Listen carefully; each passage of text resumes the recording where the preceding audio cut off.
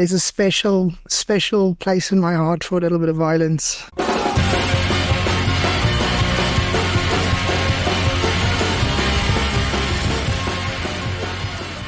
Hello and Kate Míle to MudderRucker, the podcast all about Irish women's rugby. Join me, Ailbhe O'Nolan. And me, Cian O'Mullor. As we bring you the latest on the Irish women's team, from squad selections to match analysis and everything in between. Each week we'll be joined by some of the biggest names in Irish women's rugby to get their insights, stories and behind-the-scenes perspectives on life at the top of the game. If you enjoy the show, be sure to follow, rate and subscribe wherever you get your podcasts. It really helps us to grow. Now, strap on your scrum cap, get stuck in, and let's talk Irish women's rugby. Welcome to episode 2 of MudderRucker. Joining us again this week, Irish international Munster and UL Bows captain Chloe Pearse. Welcome, Chloe. Thanks for having me back. I wasn't sure if you would. We hummed and hawed about it. Sure, thought we'd have you back, all right. Also, I'm delighted to welcome Irish international and Ulster stalwart Ilse van Staden. Welcome. Thank you very much for having me. Absolutely our pleasure. Yeah, delighted to have you. Today we discuss round 1 of the Six Nations, the highs, the lows and the standout moments. We will get to know our incredible guests and look ahead to round 2 next week. If I can though, Ilse, I'd like to start with a little bit of chat with you, if that's okay. So, originally from South Africa, you moved to Ireland in 2011, I believe. Started playing with Ulster in 2012. Yes. Ireland debut in 2017, is that correct? It was Six Nations, and it was actually against Scotland in Scoutstown. Very good, in Glasgow. Yeah. What was that first cap like? Surreal. Yeah. It was surreal. I remember my parents were over here for Christmas the year before in 2016, and I got the phone call to join camp on the 2nd of January. Of course, the first people I phoned was my parents because they've always been very supportive of my sporting endeavours. If I wanted to do something, they were my biggest fans, they were my biggest support, and there was nothing that I couldn't do that they would have been like, yeah, that's a little silly. Rugby was actually, initially they were like, not so sure about this, but if you want to do it, go ahead. And so, yeah, they basically flew back from South Africa about 28 days after they flew back to South Africa after the holiday to come and watch me get my first cap against Scotland. Amazing. That's some incredibly proud parents. Speaking of your sporting endeavours, so just to give a quick kind of a personality capture for you. Retired rugby player, butcher, full-time business owner, wife, mother, and now American football player? What brought you to that? Contact, violence. You'd miss it, wouldn't you? There's a special place in my heart for a little bit of violence, especially if it's controlled. So I have to keep going. I do believe that if you stop completely, you lose it. So I have got my body for the age that I am, 32 plus that. I'm in fairly good shape still. I am, touch wood, really privileged not to have any severe injuries or severe niggles. And I just believe if you stop while you are still enjoying it, then you're losing out, because you get to do this once and you never know when it's going to be the last time that you do something. So I just literally, this is what I'm doing. I am just using it all up. I want none of my joints to be fine when I'm really, really, really old. I love that attitude. I think that's the best attitude ever. Chloe, you used to be going in your 60s, won't you? No. No. Ilse will outplay me. I've told her this. I will pack it in a year or two. But I'm at it about 18 years now, and my joints don't work already, so I'm not really there. Brilliant. I didn't say my joints work. I just said they are still working. Okay. Not as good as they used to be. Minimal level of function. I like it. Right, we might move on and chat a little bit about the games at the weekend. I suppose we should probably chat a little bit about rugby. So, Ireland versus France, first game of the Six Nations, kicked off in Belfast. It was a very interesting game, and certainly for me, I think Ireland finished that game in a very strange place for me, where they were positively disappointed to lose against France. And I say that because we haven't beaten them since 2018. We haven't come within 20 points of them in that time. And, you know, we finished within 12 points of them.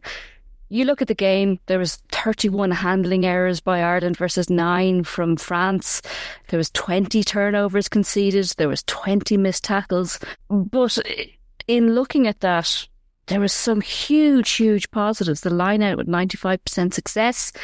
That was the platform on which we scored 3 tries. What did the match look like for you? Yeah, I think you hit the nail on the head. Those turnover stats and handling errors are at this level just probably not where they need to be.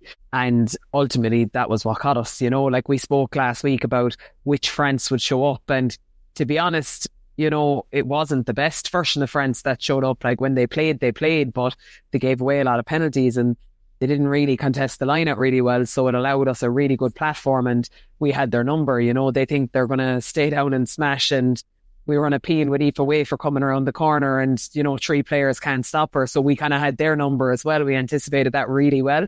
But against probably the other 3 teams, I would say Wales, Scotland and Italy, we'd have won that game. Just unfortunately, you know, that French flair for those 2 tries that came out of nothing, you know, just as we were back in the game, we were in touch and distance. We all thought we were going to do it. And unfortunately, then they just go coast to coast and, you know, Emily Boulard scores. But we really were in the game. It is good to be positively disappointed. I think these are the conversations we need the team to be in, where we're saying we should have won that game, not, you know, oh, well, we did our best kind of thing. I think that's the position we need to be in going into a World Cup year. And that's what we have to maintain throughout the rest of the Six Nations. But there was a lot of basic errors that, you know, sometimes you do see on the first day of Six Nations, but you can't have 20 turnovers and 31 handling errors. That's too many. You know, you've just coughing up the ball, and it's hard enough to get it in these games, so we can't give it away so lightly. But they will learn from that. I think we're going to be a much stronger team this week because of it. But as you said, it's still so disappointing because we've never been that close in recent years, and we get there. And to be honest, we should have been leading that game anyway. We shouldn't have been behind. We had so many opportunities in the first half to go ahead, and it was really disappointing to not execute at certain times. So even to get ourselves back in the game and then not get there was tough to watch. But I do think we'll be a better team because of it. But the handling errors and the basic errors are going to have to go out the window this week, or else we mightn't even be looking at third, you know? Yeah, and I think those handling errors are, you know, these things are fixable. They're very fixable. It's probably a little bit more time together. It's probably drilling the hands a bit better. But I think, you know, if we look at the stats, we had just over half the possession and just over half the territory. We had plenty of ball time. And I think it's something that we can definitely build on. You know, ticking towards 70 minutes, we got to within 2 points of them. Ilse, did you think we were going to finish out that game ahead? What did you see happening? So I agree with you guys. Again, if you look at easy outs, that amount of unforced errors, kicking a ball directly into touch when you are in the ascendancy is difficult. It's difficult to rally the troops. And yes, it happened in that first 20 minutes, I think twice in the first 20 minutes, where it's an unforced error. I do think the girls are a very, very tight unit. That's one of the tightest units that I've seen since my day in camp. And they now have that opportunity where they are playing rugby day in, day out. It's not like us who had to go to work and then go to training. They have the opportunity to basically invest in their rugby knowledge to such an extent that it's just gonna build it up. And this is the first step. So we are in a World Cup here. Little bit of first match jitters, of course. I think if we get a bit more front football, which is something we struggled with as well, we got the ball very static from rucks, especially if the forward backs was coming around the end. If we get that ball on front foot and we take that to them, that would have been a much different game for the French. Because when we were doing that, the French had absolutely no answer. Look at how Ailbhe scored that try. She got the ball at pace, running up the defensive line, across the defensive line. So I think the only way is up. And I'm really, really excited to see what they're going to do. Actually, just a question for you both. I mean, like, it was great to see the potential that this Irish side has, but with that, we saw loose kicking and handling errors that let them down. When you're in that position on the field, when things aren't going your way, how do you regroup that team and try to bring focus back? Did either of you have any mental tricks or routines on the field that help you handle those kind of high pressure situations and regather a team? Yeah, I think it's just about regrouping, like in those breaks and plays and acknowledging like that it's happened, but also accepting that you have to move on. You see them do it a lot where like one thing like we would have said previously is, you breathe a breath of belief. So you often see them in the circle a lot and you see them taking 3 deep breaths. I imagine that's what's happening, where 3 deep breaths, they're just resetting and trying to go again. All it takes is one big moment sometimes to turn things around. Like they were having error on error on error, but they still kept coming back, the way, like, so it does just take, I think, that little regroup. And I think that's probably where we went wrong at times, where, we were defending on the goal line, like Aoife Dalton gets a turnover. A bit suspect, if you ask me. I think her knee was down, but look, we'll take it. Sometimes you need the rub of the green. And we're finally get out of danger. And then we butcher the clearance, and then we're back under pressure. Like it's those moments where, and like the ball has to be kicked into Rowe's head so that it can't go quick even. And we just kept inviting the pressure. So like that's where you need senior players. Unfortunately, in those kind of moments, we probably didn't see that enough. I didn't think we managed the exits well at the weekend. And I thought that's ultimately what was inviting pressure. And eventually the dam will break, Ilse? Yeah, we basically do the same. Again, if the pressure is on and you need a reset, whenever we come into a group, you take your 3 big deep breaths, breathe it in, breathe it out, and just reset. But it's just the girls will they will get the opportunity because, like you say, potential. There's potential in this group.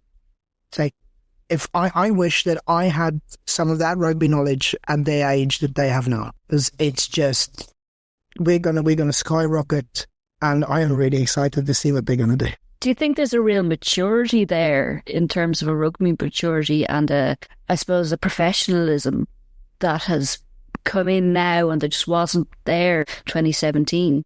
There's definitely a professionalism in the sense that it's not just about getting paid or the monetary reward that you get for being in the squad. It's the skills, the development of skills. It's also how they are being looked after mentally and how their mental health is being cared for in that group setup now, which is making a massive difference. Because 2017, I think we were looking after each other, but there wasn't the support or the level of support that these girls now have. And that's refreshing because good, stable rugby players are the best. They will go and they will they will write history. And I think this group can do that. They can write that history. That's a really good point that you make there when you talk about care. In the coverage at the weekend, we saw Emer Considine talking about care. And, she had a long spell away from the side. She had a child and then she had an injury quite soon after coming back. She had a long time away and she spoke about the difference when she came back, that there is a real care there. And, to hear that word care being used, it really felt like something that mattered. It's setting players up for success. I found that very interesting. Chloe, what is it that sets up a player best to perform? What are the tips and tricks? What are things you might bring along on the day? What are things people say to each other? What really gets people going in terms of feeling like they have the platform to perform on? Yeah, I think on the day performance comes from, like, a lot of it is confidence in your preparation. Like for people, who come off the bench, if you're coming off the bench and you haven't had as many reps, you're not going to be confident in your performance because you're going to be worried. So I think all the time they spent and everything, in camp, they're longer camps now for Six Nations, previously, as Ilse said, we used to work Monday to Friday and we might arrive up to camp late Friday night and you Saturday, Sunday, and then you go home and you whereas now, like, they're up there Monday to Thursday, they're there Tuesday to Friday, they're there for much longer periods, so their preparation is much stronger, which means they've more analysis, they've more detail, so they can then take confidence in their performance. I think with this group, what I've noticed and what I've seen and heard is they're like really receptive to positivity, and I think we've probably seen a generational shift anyway. I see it with our own teams and club teams that, long gone are the days where people are slated, or you make a mistake and, that's just not the way the world seems to work anymore. So I think that's something you can see in this group. Like, every time anyone made a mistake, someone went over to them. They made sure that they knew, get your head up, I'm here, I have your back. That's the type of group this looks like to me. So if they do that, they know that they have the license to make mistakes. And people are going to make mistakes. I know we're criticizing them for doing it, but it's only because we see the potential they have. That's the only reason we're a little bit frustrated with the handling errors and the turnovers, is because we know how good they were in parts of that game. So we know how good they potentially could have been and won. But I think they have the license to make those errors. And because of that, some of the stuff will come off. Like, it would have been so easy for, like, I think it's Darrow was calling the line out. It would have been so easy for Darrow to go into her shell and say, we're just going to maul that. We're not going to run this trick play. There hadn't been too many mauls prior to that. And she could have made the safe bet of, we'll just maul it. We'll just get it down and drive. And she didn't. Like, she went out of her comfort zone. She made the bold call and it paid off, So I think that's kind of one of the things this team have is they're brave enough to make calls. They won't always get it right. Look, 5 meters out, crossfield kick into touch, and we're all giving out about it. If it came off, it would have been the best thing in the world, So while I still don't think it was the best decision at the time, she does it, and unfortunately the execution is off. But look, it's great that they have that belief to do those things. What we don't need is players who are afraid to play, because that's just not what's going to get us to a World Cup and get us to quarterfinals and semi-finals, and who knows what happens after that. Yeah, I suppose you don't want your team being cagey. I noticed when you talk about Darrow, for those of you who don't know, that's Dorothy Wall, she was like a woman possessed for the try by Niamh Jones.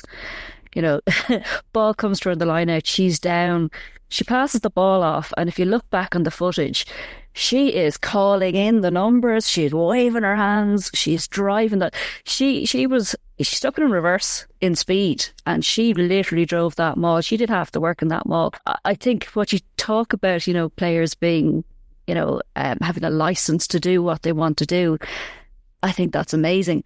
In terms of nicknames, Darrow being one of them, we have a few nicknames in the squad who've Tricky, Noddy and the likes. Where do these nicknames come from? Well, like, I suppose Darrow is just short for Dorothy. Yeah, Tricky is, the song Run DMC. Yeah. Yeah, so I'm pretty sure, like, this was even before I was in a squad with Tricky, that was her first cap song, maybe, or something along those lines. So she's just been known as Tricky forever. Noddy, I suppose, is fairly self-explanatory, but... Does anyone have video of that? It just, we could put it on the socials, be no bother, like, What happens on tour stays on tour and all that, Brilliant. But some people get unfortunate nicknames then as well, and they just stick, so, you're not always blessed with them. So what was your nickname? I had a very particular nickname back in South Africa, which I don't want to relive. Please don't make me relive it. That's absolutely fair enough. I will tell you what it was. But my nickname back home was Killer, because I had a habit of putting people in unfortunate positions in the back of ambulances. I can see that.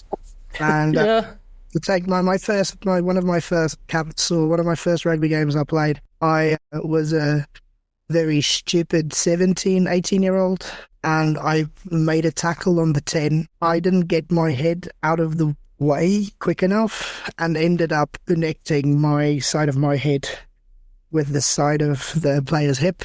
I got 12 stitches in my head, and she had a fractured pelvis. Oh, wow. Because that was unhinged, very unhinged. I'm not unhinged anymore, take my word for it. I'm very calm now. But your head is very hard. My God. Yeah. Wow. Like rock. And, wow. Trying to wrap my head around that. So in terms of nicknames, what are some of the best nicknames you've come across over the years? Maz, of course. Maz Riley? Maz Riley. Yeah. Molly, what's her name? Malloy. Oh, Claire Malloy, yeah. When I was in camp, they called me Bridie. No idea why. That's just what they called me, and I just Such an stuck it Irish out, thing, 'cause I was like, just I'm not, such I'm an not Irish even gonna. thing. Yeah, they were trying to make me look and sound more Irish until I opened my mouth. How are you, Bridie? Chloe, any good nicknames you come across? Yeah, like we've just a habit at Bowes just to call people whatever we want, like for absolutely no reason.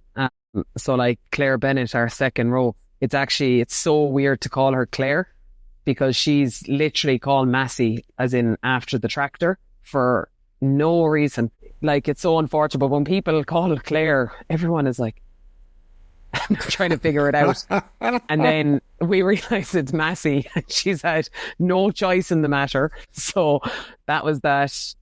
Another girl is just Blanche, like as in Blanche from Corrie, because we had too many Kiras and we just decided that was her new name. So, you know, some of them don't even have reason or rhyme. Like we'll be on a bus and we'll just say, actually, I don't like your name anymore. And that's it. So, you know, don't ever come on the bus if you don't want a new name. Nobody has a choice in the matter at all. To get back into a little bit of the stuff in the Irish game, I want to touch on Niamh O'Dowd as a former prop, Ilse, and a former not so happy with playing prop, Chloe. What do you think of Niamh O'Dowd? To me, she's kind of the quiet operator. But she did 77 minutes. She's the top tackler out of the Irish women. 14 carries. She gets through a lot of work. She is a young prop that has, again, potential. Scrummaging work is phenomenal. At Blue Said, she operates.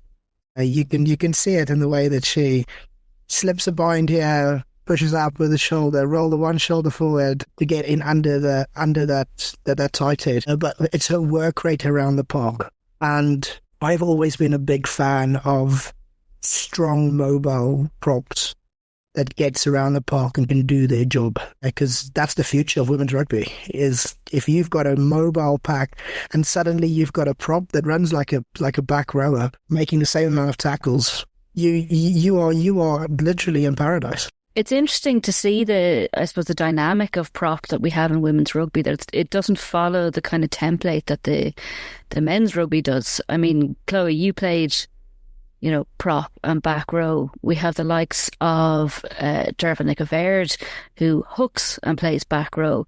You know, it seems to be a lot more interchangeable. That, you know, you wouldn't see that in the men's game. You're a front row, and that's that. Is it a different dynamic a lot with the women's? Is there a lot more moving positions? Is the prop in a women's game typically more dynamic anyway? Yeah, like I suppose even when you look at not just our team, like the English women's team, like Sarah Byrne was a former centre, you know, and she's a prop. And when you said the props who run like the back rows, Ilse, that's who I see. Like, you know, she's a phenomenal mobile prop. Like she'll go through you and then she'll step you, you know, you just don't know what you're going to get. It's kind of tough. Like, I suppose there is so many differences with the men's and the women's game.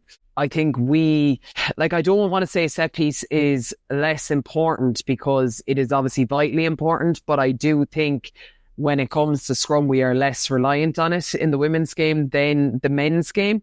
Now, part of me wonders, is that to do with kicking range? Like for men's games, you know, you're really trying to win penalties, and is it because of that kicking range that typically they have bigger boots, you know, and they take their 3 points, and, you know, when they put on who they're putting on the bench, it's who's going to win us a penalty in the 79th minute, you know, to win the game. So like you look at the Bulls Leinster game, you know, they bring on a front row who wins a penalty to beat Leinster. So that's how I think strategically they plan. For the women's game, like typically they are much more high scoring. So like you're kind of thinking of tries, you know, it's kind of like, I don't want to say goals in hurling, but in women's rugby, tries win games. There obviously is going to be those games where 2s and 3s matter, but typically they're quite free-flowing, high-scoring games. So I think teams think about who's going to get around the park. Like having a prop who makes 14 tackles, 14 carries, along with your back row who makes 17, you know, those numbers add up. And it means you can retain the ball a lot better because they're fit and they can consistently get up and carry again, consistently get up. Or if you're defending, they're going to keep making those tackles. And, you know, eventually someone's going to break, and if you're the fitter team, then you have a good chance of coming out on top if technique is there, which for someone like Niamh O'Dowd it is. Like, she had the second most dominant tackles as well. She had 2 dominant tackles behind Linda, who was the other prop, who had 3 dominant tackles in the game, and that's not even including the amount of doubles they had. So I do think that kind of fitness stands to us in women's rugby a little bit more. Not that the men aren't fit, but I just think the games are a little bit different in how they pan out. Okay, we'll move on to Scotland versus Wales. I think it was an interesting matchup between Scotland and Wales at the weekend, in that they're typically well enough matched as sides. I think, Wales have obviously had their troubles over the past few years, not too dissimilar to what the Irish women have gone through. A lot of issues around contracts more recently. But, Wales were, I think, buoyed by Sean Lynn coming in, albeit very belatedly. I think he had something like 24 or 48 hours with them before the match started. Did we see a different Wales? Did we see potential? Did we see maybe a shift in mentality? Is there hope for this Welsh side to pull it out of somewhere and go on and not be wooden spoon holders again this year? Yeah, it's hard to know. Like, they definitely were reliant on those kind of winning combos they had from the Gloucester game, I would have said. You could see the work Bette Lewis and Kate Williams were doing in the back row like that.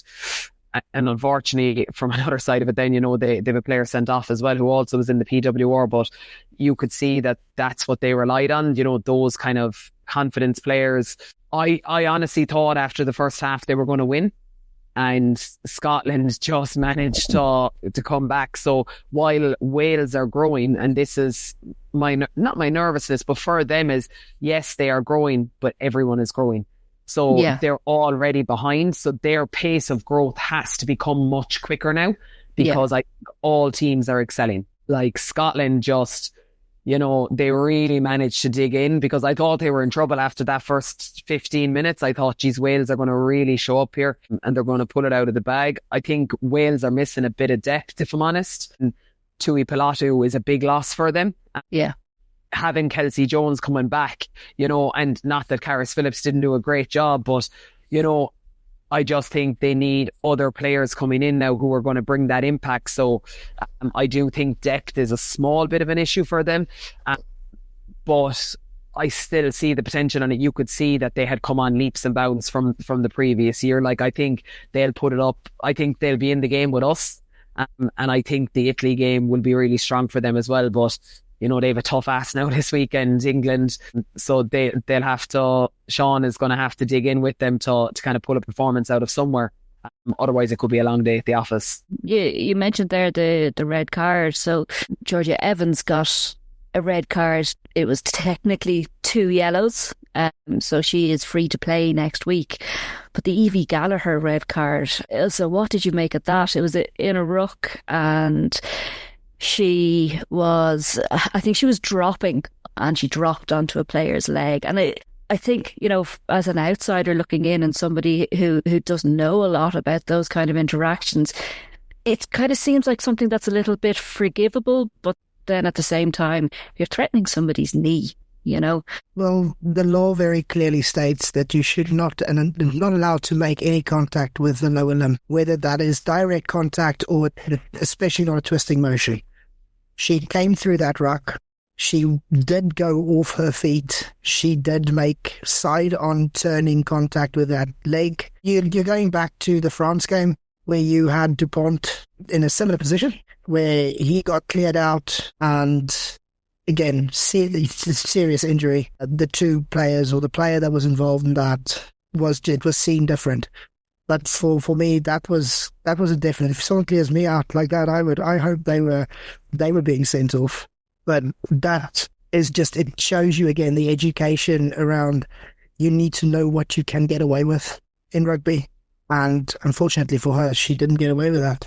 But that had a massive impact on that. It was definitely an interesting game, and that the cards played a huge impact in the game for both sides, I think. It was, and we saw in the Irish game as well, we saw a 20-minute red card. Vernier, at 45 minutes into the game, she gets a red card. She shoots out of the line. She comes up on Eve Higgins. and head clash. He doesn't dip at all, clash of heads. Eve Higgins hits the floor. For me, that was a red all day, and you just couldn't mitigate for that in any way. There was nothing in terms of Eve Higgins dipping.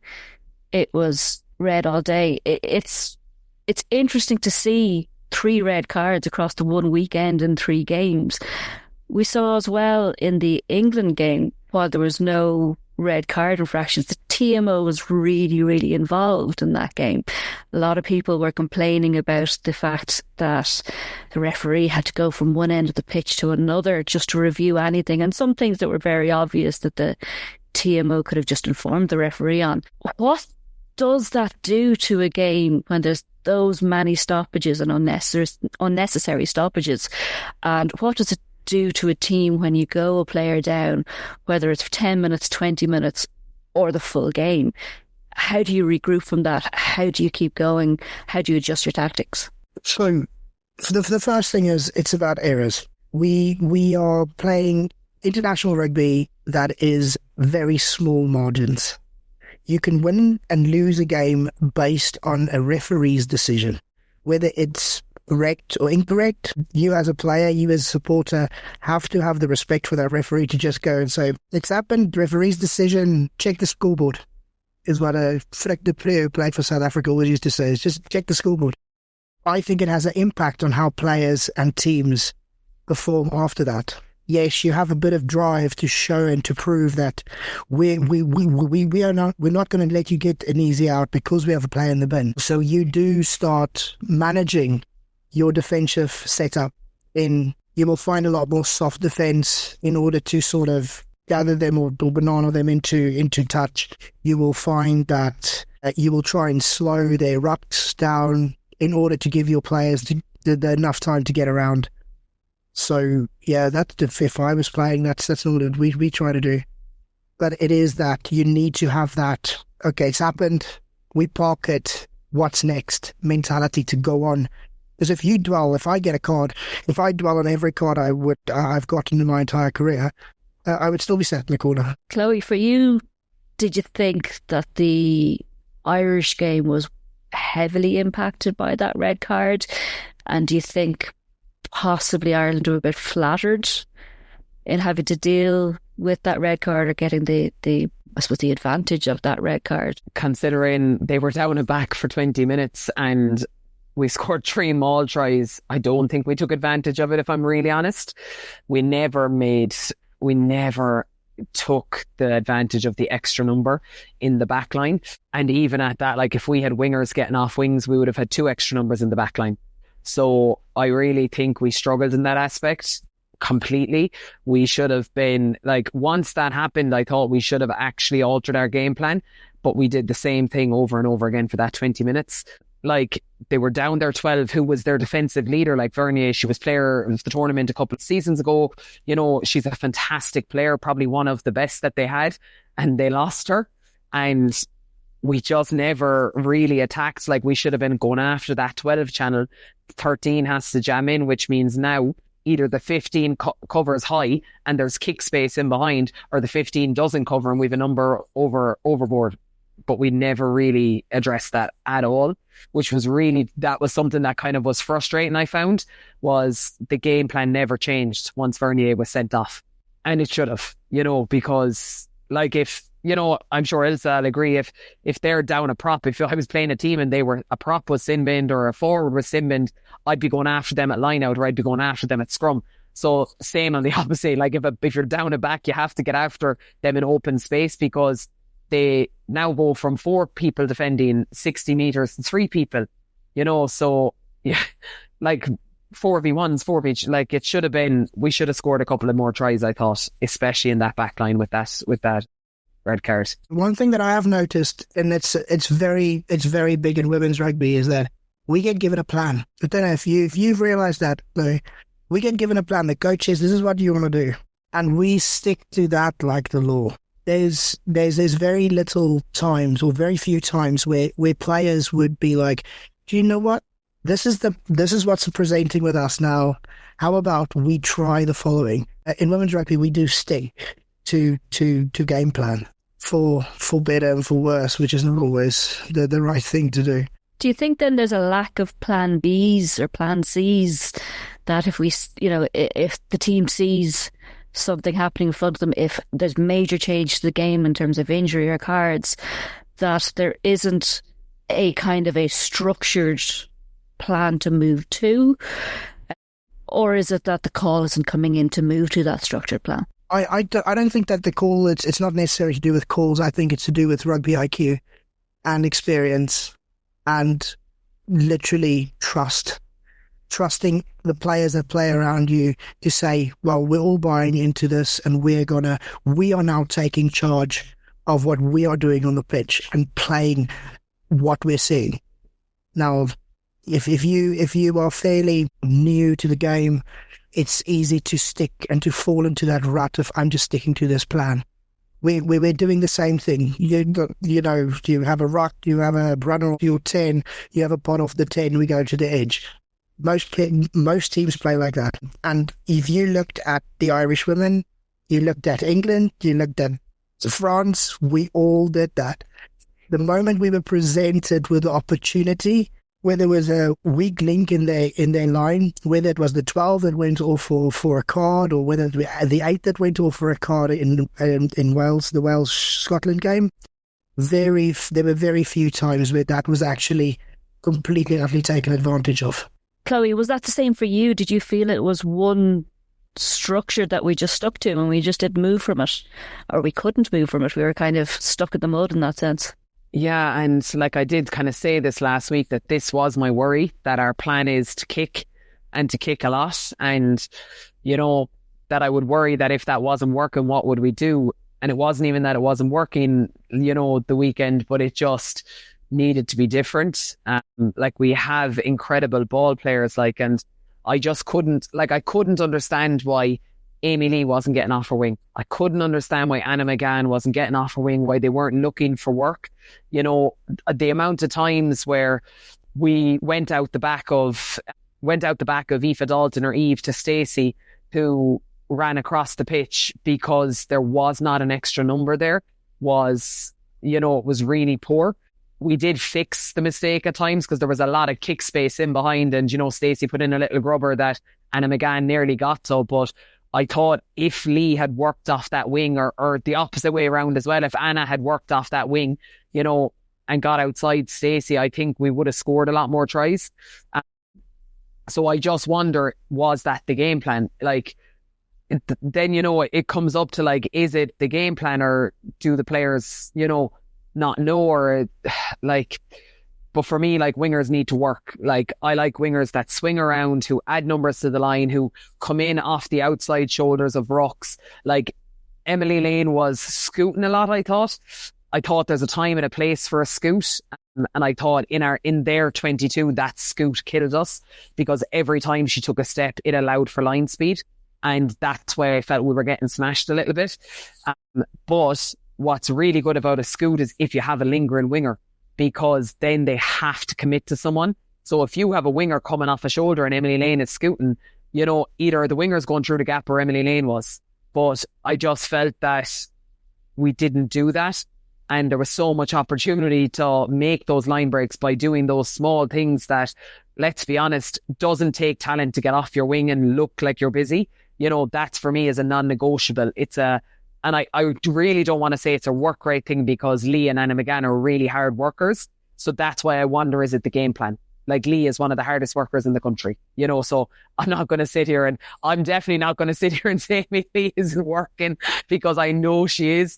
But I just wonder why the game plan is that way then, because for me, it was something I noticed in the first half, and I was like, why are we not getting off the wing to add numbers elsewhere? Maybe it's to do with the kick plan that, because if they get off the wing and then we kick the ball away, we're lacking someone on that side of the pitch. I don't know, but I'd like to see our wingers get in and get busy and get stuck in a little bit more. Interesting when you talk about Amy Lee Costigan. First go of captain on the international stage, right into the France game as Six Nations captain. It's, an interesting place for her to be. It's high pressure. When you take over as captain, does your game adjust? does how you interact with others adjust? Is it a lot of pressure that you kind of, maybe you lose an edge in your game a little bit because you've got so much other responsibility? Both of you have captain sides. Ilse, I'll come to you first. Did you find that anything changed when you became captain? To me, it always seems that if I'm captaining a team, I am the person who leads, and I have to lead by example. So I cannot afford to stand and ruck watch. I cannot afford to not be in the right place. And again, I feel like I cannot say anything to someone who is doing that if I'm doing exactly the same thing. It makes me a hypocrite if I do. So it's that little bit of pressure that I find that some of the best games I've played at captain. But then I've had some really great games where I wasn't even remotely involved in captaincy. I was a regular broom holder like the rest of us. You just sweep it clean. But yeah, I do think it brings an element. It brings an element of, I don't want to say pressure, because it's a privilege. Like, you pick up, if you feel under pressure, it means that you do not believe that you have everything that will put you in the position where you can lead the people that's supposed to be following you. But no, I think it's a bit of pressure, and you're in that privileged position where you are leading people, and you are not just concerned for your own game, but you're concerned and you feel you bear the brunt for how everybody else performs. And I do think there might have been a little bit of that. But again, she has led the Irish team at sevens in different sevens competitions around the world. So it's not something that she's new to. And she is captain material because she does lead by example. Like, you can follow. If I was on that team, I would follow into battle. Chloe, for you, captaining obviously UL and Munster, does your game shift in any way? Does your mentality shift? Does your engagement with others shift? Not really. I think, like Ilse, I had the exact phrase that pressure is a privilege. Like, for me, and I heard this quote last week and it really resonated with me. It's like, a leader is an ordinary person with an extraordinary opportunity, right? So, like, I think that's an absolute privilege to have that. I think as captain and as a leader, like, one of your main roles is to enable others to do the same. Like, I always tell our team to be leaders in their own right. Don't wait for someone to do something. Be the person that goes and does it. So I would like us to have 15 leaders on the pitch, not one. Yes, I'm the person who talks to the ref, and probably because I'm in trouble the most. So maybe it suits safe to talk to me. But it also keeps, like, for someone who is, and you know what it is, like I'm a commentator of the game as I play it. I'll probably tell you, like, I'm yapping as I'm going around the pitch, like, but half of it is because I just, like, see the game of rugby and I commentate as I go, and I don't even realise I'm doing it. And obviously then it kind of annoys the refs a little bit. So it probably helps a little that I'm captain, that I get away with it a bit more. But it is a privilege. Like, I love doing it, but I have, like, really good backup, like, in, like, you know, there's loads of leaders that I also go to, you know, like, I don't go talk to the backs about things. I'll speak to Steph Noonan, our vice captain, and she'll lead in that aspects. You know, like, when it comes to defence, like, we have defensive leaders, you know, it's not me, like, so I think, like, that is, you just enable people around you and you try and inspire them to become leaders. And then, you know, at the end of the day, then all I do is the toss, speak to the ref, and hopefully lift a cup at the end of the season. You know, that's the only difference it is for me. I completely agree with Ilse on Amy Lee. I would follow her into war. You know, she is an incredible person. She is, like, and this is what I've heard, like, she's just everyone's person. Like, she gets on with everyone. You know, she, as Ilse said, like, has led Ireland sevens. So it's not really a surprise. Personally, I like the captain to be a little closer to the ref, but I could see Niamh Jones was doing that. So that was obviously something they spoke about to the ref, you know, before the game, I'd imagine. You know, like, it is hard. I'm out here on the wing. Niamh is going to talk to you about what's going on in the pitch. And then if you have that open conversation with a ref, they're usually quite, you know, receptive to it, versus Niamh just coming to the ref in the middle of the game. But, like, that, you could see it wasn't just Lee. Like, Tricky led the team out. They stood together for the anthem. Niamh was there as well. Like, so it definitely was the power of three. So while Lee was obviously given the captaincy, I do think Tricky pretty much is still, you know, the captain of the team. But Lee was just, you know, and the right choice, I think. You know, she was a great choice for captain. She's a great person, and she is an incredible leader as well. And as we said, she leads by example. She works her socks off. She gives everything to the game. Okay, we better talk about the England game a little bit. So for me, I don't know about you guys, hugely a game of two halves, two different Englands. One very beatable, one maybe even a little bit beatable. Is that for you guys? Is that the changes? Obviously, there's a little bit of experimentation in there. Any team that has Ellie Kildunn on the bench, they're not putting out their strongest team. But I don't think they were a weak side either. Do you think that something has changed there? Are they beatable? Are they beatable? I don't know. I'm still on the fence. Like, please God, they are. Like, I think England did this like last year as well, or, you know, when they come to the first few games, they mix a lot and they try find their strongest 15 come France, I suppose. Like, it looks like they were just going to kick on and it was going to be 60, 70 points. I think it was more of a testament to Italy. I thought, like, defensively, like the tackle numbers they put up defensively was so solid. I also thought the sting being taken out of the game by the amount of TMO calls didn't suit England. I thought that was one thing that probably suited Italy more than England. Like, England wanted the fast pace so that they can get their Mia Venners and Ellie Kildunns when she's on, you know, running at tired bodies, but there was a lot of breaks like that. The match went on for hours. I actually found, like, it was a game that I actually, out of the three, enjoyed the least because there was so much stoppages. I found it so hard to stay focused watching it. England, like that, were beatable. I don't think they'll be that vulnerable again.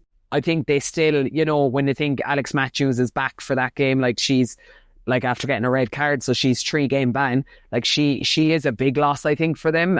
Like they do have fantastic players coming through, but I think she's back for the Ireland game, so great for us. That's her game back. So can't wait for that. You know, the players they even left out of the squad, you know, is scary. They'd have walked into any other squad. So in this Six Nations, I think the day to beat them was Sunday and Italy didn't. So I still don't think they're beatable. I still think they'll walk the Six Nations in Grand Slam. Ilse, do you think England are using this a little bit as a training ground for the World Cup? Is this time to experiment? Of course they are. Perfect opportunity. You can blood new players coming through. You can see what they look like in pressure situations. But one thing we must say is that Italian defensive set was something else. I agree with Chloe. Watching that game was like watching paint dry. It was hard work, but it was made better by that Italian defensive set. The fact that they basically England put all their points on the first half and then cruised. They literally took their foot off the gas and they cruised. And that was opportunity again. Try new things, try new combinations, put a couple of new plays into play to see how it works out. And if it doesn't work, then bin it. But it was just an opportunity for English players to put their hand up for selection for that big event in the summer for the World Cup. Speaking of putting their hand up, Roland at 10, I think she had a bit of an iffy game. You know, she tried some things, she didn't pull them off. I think looking at the game myself, I felt like Aitchison was really the one leading, particularly when it came to kicking out of hand. Chloe, did you think that she might have damaged her chances? Yeah, she made a couple of crucial errors that I suppose in any other team you might get away with, but when you're a 10 competing for a spot against Aitchison and Zoe Harrison, you know, it's a really competitive environment. Like the biggest killer for me was the goal line dropout that went out in the full, that the Italians scored off, but then it was brought back. But, you know, that was poor. And from what the commentator said, like she wants to play 10, not 12. So, you know, if she set her stall out, she really needed to back it up with a stronger performance. I'm sure she'll get another shot. You know, that won't be it because, you know, there's 5 games in this series. She'll get a shot off the bench, but I think, you know, she's going to have to play extremely well the next time she gets a goal because Zoe Harrison's like a really strong player as well. So I think she, for me, would be the first choice. Aitchison obviously is brilliant too, and they both cover, I suppose they all cover 10 and 12, but depending on what team you're playing, you know, like you might want a Tatiana Hurd in there who's, you know, a bit more of a stronger ball carrier than the other two, than the 3 of them, I would say.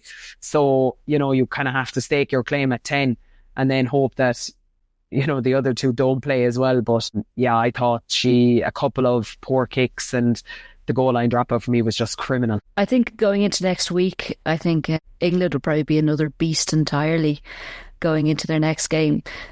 Do you think Italy will be a little bit bruised potentially after the England game, or do you think they're going to be rejuvenated and have been aiming for the Ireland game more so than the England game? What kind of an Italian side do you expect to see this weekend for us? Yeah, I think the hope is that the bodies are sore. They made a colossal amount of tackles, but I do think they'll have taken a lot of solace from that. Like they had a couple of tries chalked off. They defended for a long period of that game, and they had a lot of tackles, but they had a lot of turnovers as well. So like defensively, they're really strong. I think they'll be up for it, especially at home, and we're technically still the underdog. If you think about it, they've beaten us 2 years in a row. I think we'll win. I do think we'll come through that game and it'll be a true measure of us, but I think it's going to be a dogfight. I think that game is going to be a Trojan war, and there might be 5 or 7 points in the difference, but Italy definitely showed up and they were tough stuff the weekend. So what's your predictions for the game at the weekend in Parma? I agree. I think it's going to be an absolute war of attrition. Whoever wants it more on that day is going to take it. The Italian defence proved that they can silence England for, about 30 minutes of that second half. 40 minutes out of score, yeah. They were just soaking them up. England was throwing everything and the kitchen sink sometimes at them, and they were just going. So, yes, we hope there's a couple of sore Italian bodies, but I believe that the Irish girls, if you look at how we use our forwards, if we use our forwards to suck them in and create that space on the outside with your winger and your fullback coming in looking for work, creating that one-on-ones on the outside, you are going to they're literally going to play with Italy. So I do think that I'm going to put my money on Ireland, even though they haven't beaten them for 2 years. I believe the Irish girls are gonna do one on them. By a score? By more? Hopefully by a score. Like I said, it's going to be a war of attrition. They're going to have to dig deep and go to some dark places, but they have the ability, they have the energy, they have the skill set. All they just need to do is just clean up those handling errors, clean up those unforced errors, But again, on any given Sunday, that ball can go to hand. That ball gets passed behind you. It drops suddenly out of nowhere. You put a 0.5 millimeter too much on the ball and it's out directly. So anything can happen, but I do think Ireland's going to put it through. We're going to have a little bit of fun now. So, Ilse, we'll have you go first. This is the lucky dip. So you're going to pick a number between 1 and 15, and that's going to be your question. Go for my shirt number 3. Shirt number 3. So the question is, what's one thing your family or friends do that always brings you back down to earth after a big game or a win? One thing they do, one thing they say, my mum would ask me, is that all you can do? Are you sure she's not an Irish mother? What do you mean you've only scored 2 tries? Is that all of it? Oh, there's nothing like a mammy to bring you back down to earth, all right, yeah. I think that's an international language. And then the other thing she would ask you, are you sure you're really fit? Oh, God, wow. All fun and it's harsh funny going. games. Oh, that's tough. You spend a while picking My yourself mom is up after actually that fitter one. than me. I would like to point that out. My mom is fitter than me. At 60, she's doing high rocks. I don't know what's wrong with her. She must be running from something. I'm not entirely sure what.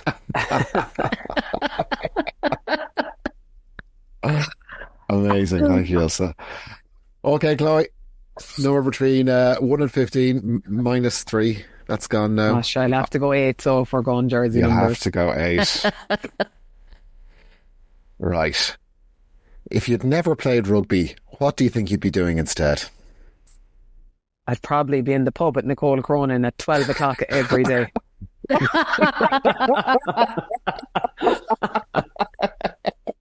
And she'd be up for it too, I'd say. Yeah. And I'd be having a great time. I think it would be a great life, actually. Yeah, it doesn't sound half bad, actually, yeah. No, it sounds good. I might kick in the retirement early and give it a go. I was going to say, but it might be on the cards yet, you know. Never say never. Reminiscing about the good old days. Yeah. So on that note, we'll leave it there. Thank you, Chloe and Ilse, for your incredible insights. Ilse in particular, there's some rugby wisdom coming out of you. I'd love to hear it. Thank you all for listening. Please help us by following, sharing and rating our podcast, and catch our episode next week. Keep on rocking.